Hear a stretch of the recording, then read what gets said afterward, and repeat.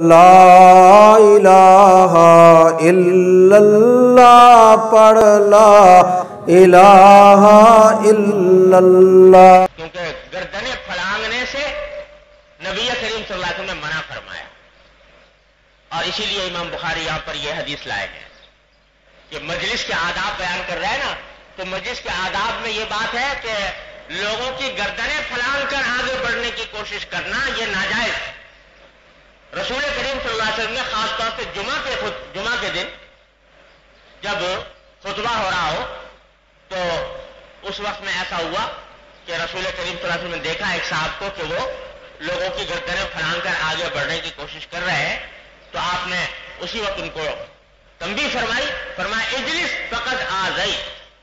بیٹھو، تم نے لوگوں کو تکلیف پہنچائی۔ تو گردنیں پھلانگ کر بلا وجہ بے عذر آگے بڑھنا، کوئی شدید مجبوری ہو تو بات دوسری،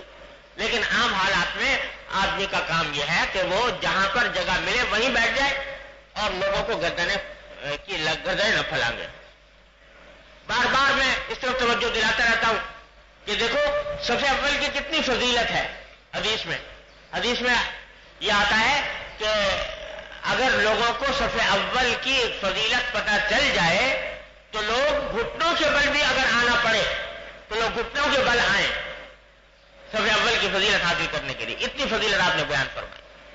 لیکن اس فضیلت کو حاصل کرنے میں اگر کسی مسلمان بھائی کو تکلیف دینی پڑے،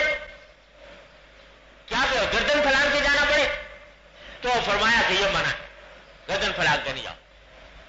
حالانکہ اگر کوئی آدمی ہمارے گردن پہ سے پھلانگ کے چلا جاتا ہے تو معمولی سی تکلیف ہوتی ہے، کوئی بہت ناقابل برداشت تکلیف تو نہیں ہوتی، لیکن آپ نے اس معمولی تکلیف کی خاطر بھی یہ گوارا نہیں فرمایا کہ آگے چلے جاؤ۔